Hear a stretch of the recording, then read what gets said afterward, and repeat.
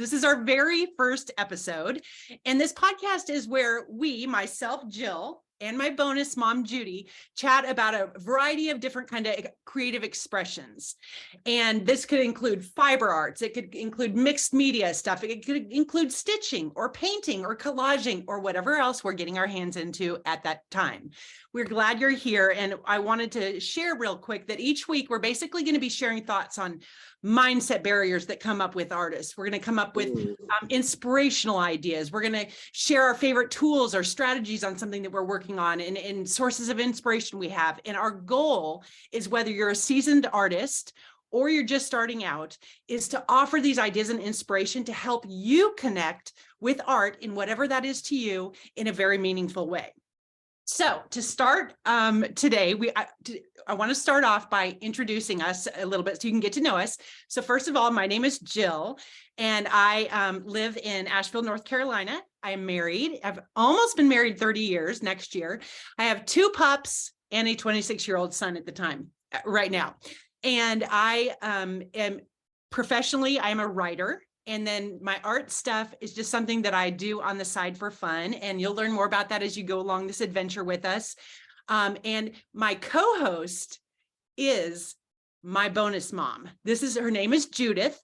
And my bonus mom has been in my life for about, what would you say, Judy? Are we thinking 30 years? 30 years. 30 years.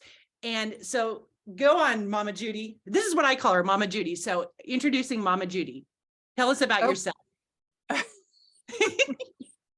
I've been in your life from the time you were married to your husband. So I'm 78. This is my first podcast, and my philosophy of life is, number one, have fun. So Jill and I are going to have fun with this and always try to learn something new. I figure when I'm 80, I might take up, I don't know, blacksmithing or something like that. I've been creative all my life.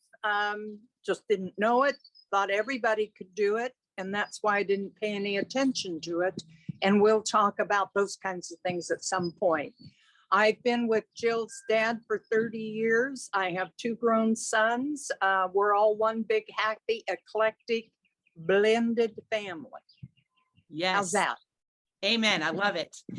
And the reason why Mama Judy and I also decided to do this podcast is because, like Mama Judy said, she has been an artist ever since I've known her. Whether it's sewing clothes or painting or doing jewelry, she has always done something. I've always admired that about her. And while I'm creative because I'm a writer, I feel like I'm creative in certain ways, but I've always been intimidated by art, meaning the types of things that we're probably going to talk about on this podcast. And yes. Mama Judy has always been a source of inspiration for me, and tried to push me along. And at different times I would try something, but generally it was not until the last year or so. And Mama Judy mentioned she's 78. I am right now 52 years old. And so I am in my 50s, just starting out. And so I want that to also, for you, if you're listening, it is never too late to start being creative. While Mama Judy has been creative since she was a little girl, little baby, I have not felt that way, but this is the time. And this is why we decided to do this podcast, because we thought it would be a fun behind the scenes look into 2 different perspectives on art and that sort of thing. Right, Mama Judy? Absolutely. We come from different angles at art. And at some point, intimidation is one of those topics that I kind of get up on my high horse about, because I hate the fact that people can be intimidated around something like art, because it is such a valuable part of our culture, everybody's life. And we're not talking that you have to go be a gallery artist. We're talking about just something that will enrich your life, that you enjoy learning and that you have fun with. And Jill's absolutely right. On her journey, all it did was take her a little while to find her artistic expression. And there's so many out there, and it could be my daughter-in-law. Her artistic expression is setting the table. Well, you come to my house, you're lucky if you don't get paper plates. So that's another artistic expression. My sister-in-law, the way she decorates her house is her artistic expression. So when we talk about artistic expression, we're not limiting it to what Jill and I do. We're limited to just the fact that every single person is creative. You create your life every day. What we just want to do is help people understand that it's okay to start something you're uncomfortable with. So that is so good. Ramble too much? No, that is so good. I was just noticing, and if you're hearing this on a podcast, I think there's some birds behind you. Like it sounds like macaws. They're like flying behind you and stuff. I love it. So also there is a possibility, we're not for sure because it's our first podcast, but this may also be showing up on YouTube where you'll have a video so you can go and watch and see these birds are like flying behind Mama Judy. She's sitting out on her patio. And you didn't mention where you live. Oh, I live in Indio, California, which is down in the Southern California desert. And right now, I know people all over the United States are still in what I'd call inclement weather. We're in the 70s and 80s. But by the time we get to June, July, we'll be 110 to 20. So that will be our inclement weather. But right now, that's why I'm outside, because we can get outside in gorgeous weather. Yes. And it's just a beautiful backdrop there. So you kind of already started talking about this, but well, I want to go back. You mentioned about the intimidation factor, the fact that you hate the idea of somebody being intimidated about starting art or something like that. I'm curious, where do you think that comes from? Where do we learn that? We learn that if you go back and you think about kids and yourself, when you're in kindergarten or first, second grade, you know, you'll color outside the lines, you'll do all kinds of fun things, but we're conditioned to follow rules. And we get intimidated, not deliberately often, but just unconsciously by people that tell us, well, you can't do that. You can't color outside the lines. And I'll give you an example from my own life. I always have been creative. In fact, I have a garage. I have a bin out there with horse stories that I wrote when I was in the first grade. And of course, I was always the heroine. It means you're going to write a book. Why not be the heroine? And so I wrote them because I loved horses. And so I've always been involved in creative expression. When I got to college, there was an itch inside of me where I knew I wanted to do something in art. But I was also at that time a very self-conscious, unsure person. And I took an art class, and it was a graduate student. I think it was drawing still lives, you know, that typical one where you get the bowl with the fruit. Oh, and the nude artist or the nude model also. Yes. Always seems to come with one of those classes. Anyway, we were drawing fruit, and apparently mine was not perfectly in proportion. And this person said to me, you know, I think you should take some other class. Well, right there was a perfect example of someone who probably did not intend the reaction, but it shut me down because what the message was, you're not good enough to be in this class. And that happens from people everywhere, whether it's people we love, whether it's a stranger, whether, you know, when you make something, it's an expression of the vulnerable parts of you, especially if you're just starting out and you give it to someone. And of course, we all want approval. That's another thing all our life. We want people to approve of us and love us. So you're a little unsure when you start out and you give it to your best friend and they say, "Ooh, what is that?" Well, you just got shot out of the saddle, whether they intended to or not. So in this series of podcasts, one of the things that we will stress is finding your tribe. I love that because a tribe is, to me, it's something fun. Maybe it's because I always wanted to live outdoors in a tribe. So intimidation comes at us from everywhere, and it's very easy for us to accept it. And part of our journey, and I think Jill will also support this, in her journey, she moved beyond that and found something that she was passionate enough about that she felt that she could share it with people, even if they weren't going to open arms accept it. I don't know if that makes sense, but Jill, Yeah. what's your take on that? Yeah, I agree with that. And it's interesting too, when you talk about sharing it nowadays with Instagram and Facebook and wherever we share, Mom Judy and I both share our art on Instagram, which I will leave our Instagram handles in the show notes. But you're putting it out there for a lot of people that you will never meet, that are just out there that could say anything. And so it is a little bit intimidating doing that. But I think for me, I started doing it when I'm currently working on slow stitching and hand stitching projects. And when I put it out there, it was sort of to hold myself accountable. So I was just thinking, everybody be nice to me, but I'm gonna put it out there because then it made me want to keep posting because I wanted to be consistent and just with myself. So it was more of that. And like you said, the group of people that are in this art community, whether you're just starting or people are that's their primary profession is the art, like whatever that is, everyone is so supportive, which I absolutely love about this community. They're so kind. And so it's been a really safe place to land, but I can imagine it's scary for people. That's the key word. We all want a safe place to land. And listen, I've had an Etsy shop for almost 20 years now, either through the jewelry or these journals I'm doing.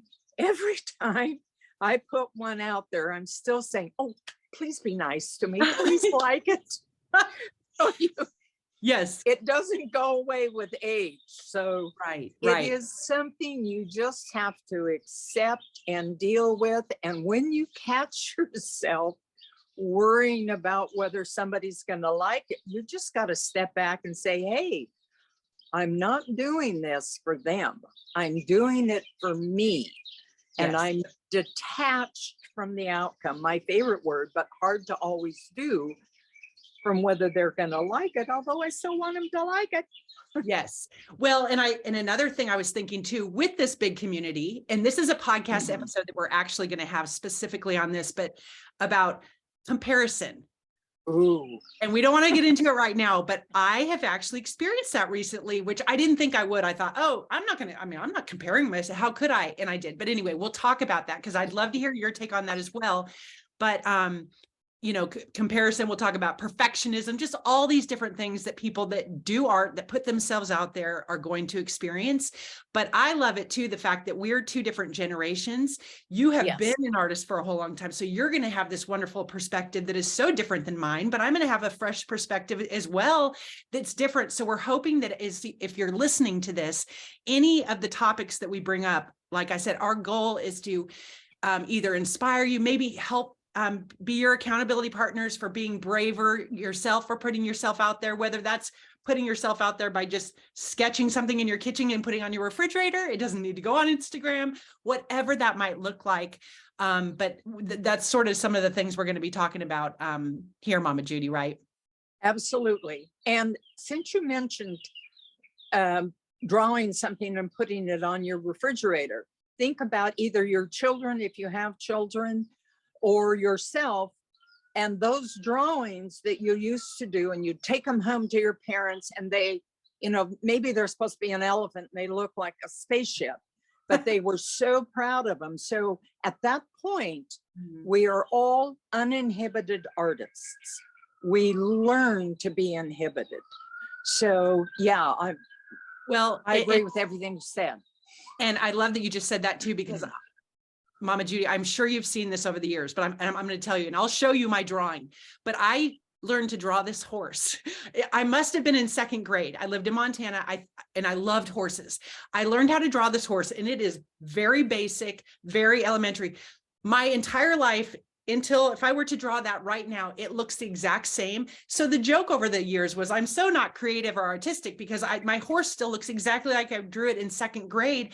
And in a way, it's been sort of a joke, but it's also been telling me like, see, you don't even have the ability to be artistic beyond that little second grade self because you can't improve. You're just not one of those people. And so it's been interesting to now do things creatively where now I am so happy to see it and I see myself progressing, and I'm so sad that I kind of got stumped on that silly little horse drawing forever, kind of put me in this place where like, oh, you're not an artist. Okay, move on.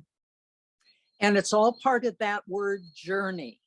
Yes. And what we do, I think that inhibits us, what we do when we look at art, we limit ourselves to drawing or painting or sculpting, probably the three major forms of art that we're all exposed to, either through school or whatever.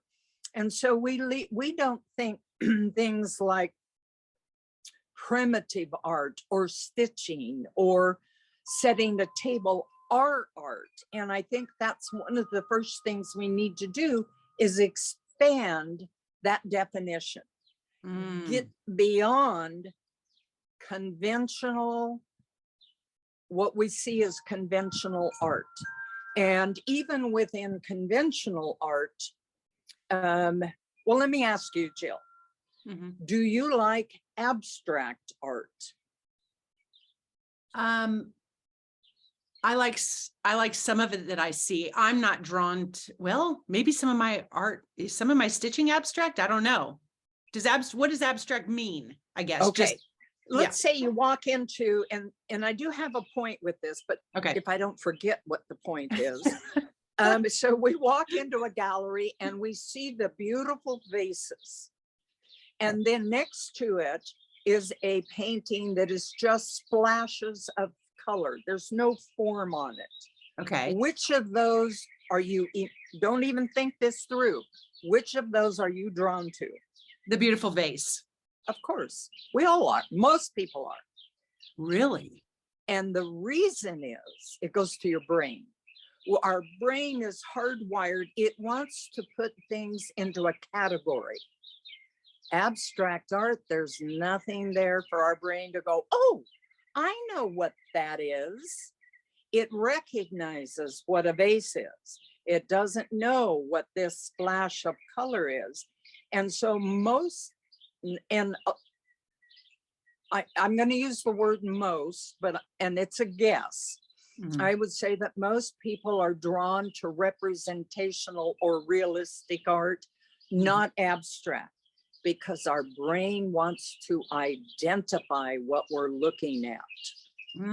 So does that mean that at some point, let's just say abstract art is your favorite thing? If someone's like, that is my favorite kind of art, once they decided that at some point, like, oh, I really like that, have they then told their brain the abstract art now is your favorite kind of art, so it then has a category to go into and then they can enjoy it more? Like, does that process have to happen in our brains too? I don't know. That's an excellent question. But what I do know is that abstract art, while it doesn't have a shape that you can go, oh, look, pretty sunflowers, it has color and it has movement and it has energy. And I think people that are drawn to abstract art are drawn to those types of components. You know, and our brains are all wired differently. They do the same thing, but they come at things differently. And I think someone that's drawn to abstract is probably his or her brain is just coming at art from a different perspective is all. I love abstract. To me, abstract is ultimate freedom, because I can put down anything I want. But also that might go back to the fact that, like your horse drawing and like my college instructor, I might still have some intimidation at the roots of trying to draw something that looks real, because I probably won't meet my own expectations. And so it's easier for me to go abstract. could Ooh, be part of that too. yes. Would you consider, so Mama Judy did a painting for me and for some of the other women in our family, Oh, the sisterhood. Is that what we're yeah, calling? Yes, that's sisterhood. what we're calling it. Okay. And I'm going to include an image of that, if that's okay with you, Mama Judy, on Oh, the sure. show notes page for this podcast episode, just so you can, if you're curious to see what it looks like, because the question I'm asking you is, do you consider that abstract? Because you still were going for some figures that were, female-ish figures, and it's not, anyway, yeah. Do you consider that abstract? It's loosey-goosey. I Okay. consider it loosey.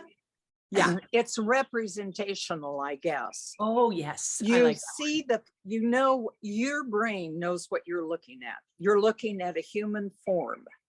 Now it represents a human form, that. but Mhm. it's not a portrait.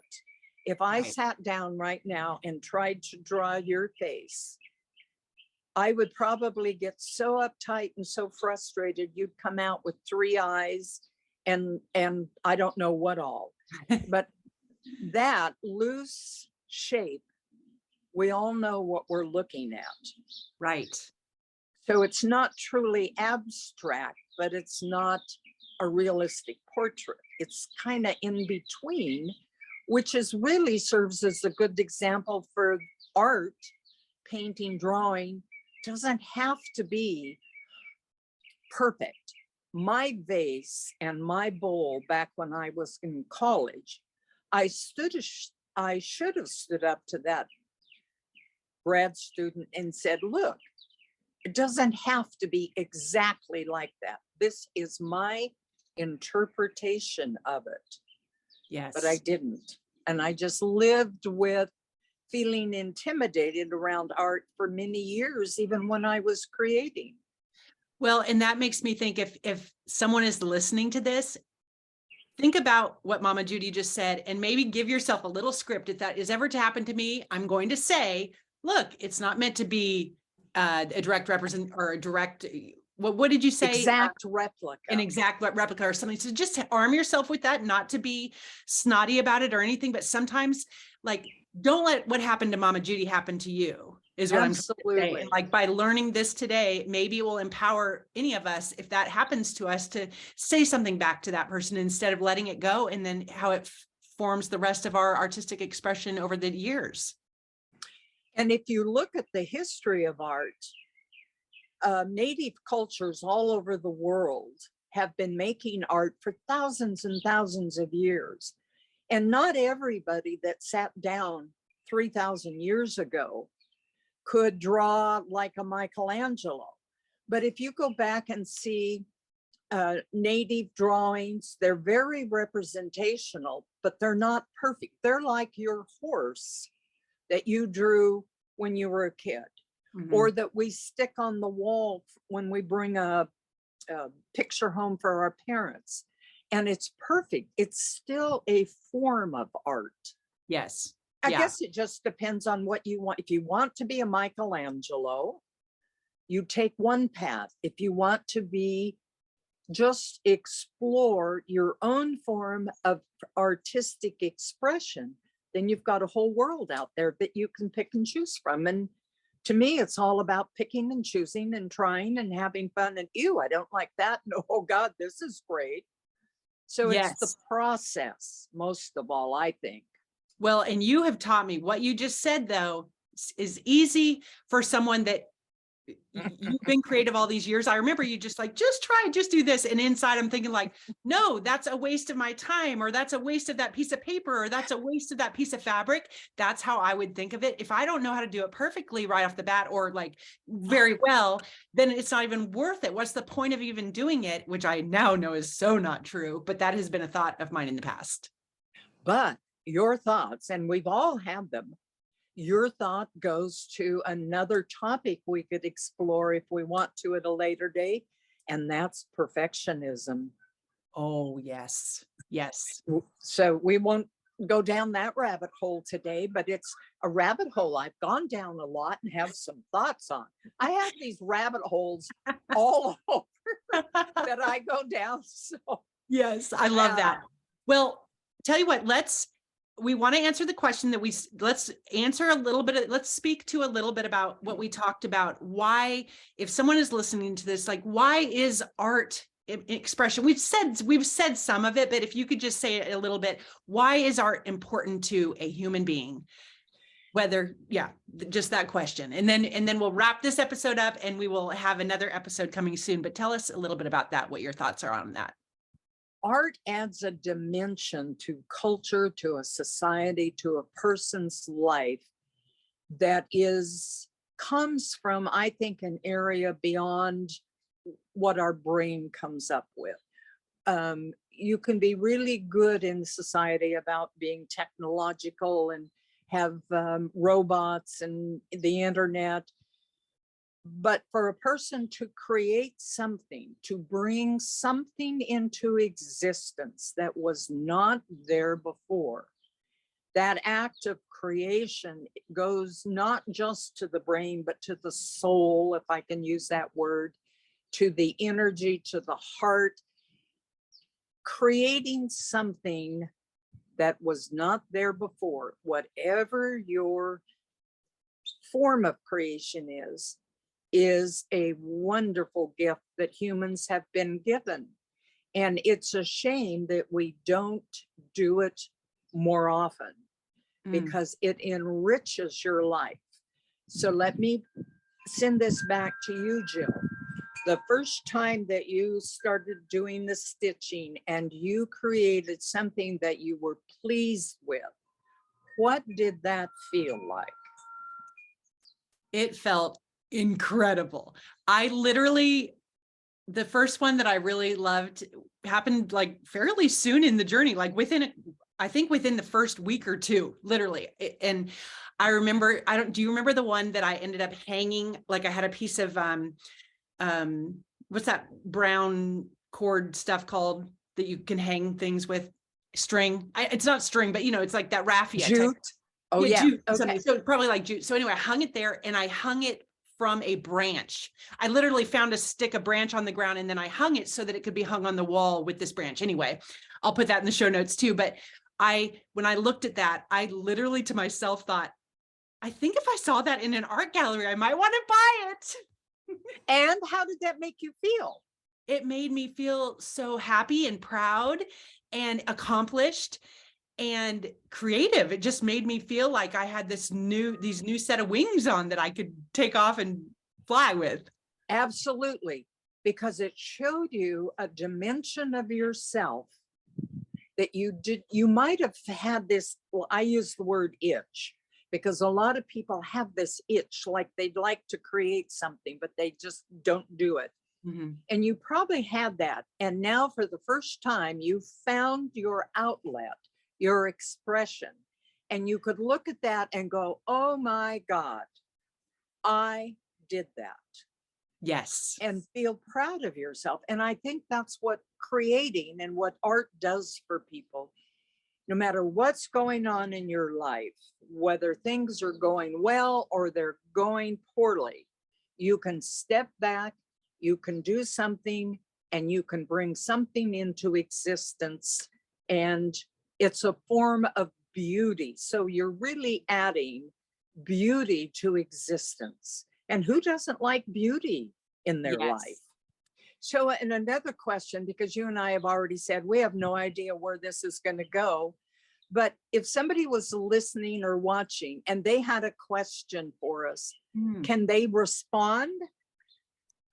What they should do is I'm going to leave both of our Instagram handles in the show notes for this podcast episode. So wherever you're listening to this podcast, just look down in the notes below it and I'll leave both of our Instagrams. You can send us a direct message. I'll also leave an email there and you are welcome to email us and you can ask questions. You can give insight if you'd like to. We would love to hear from you because if something resonates with you, anything that we say, obviously we're doing this selfishly because we love each other. And this is a special time that we get to just hang out and chat about stuff we both are passionate about.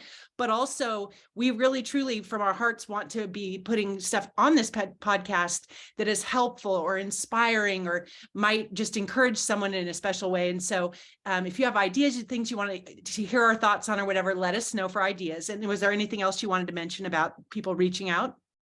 No, just going to kind of dovetail onto what you said. Listen, when you get to be 78 years old and you've had enough ups and downs in life, you have learned a few things.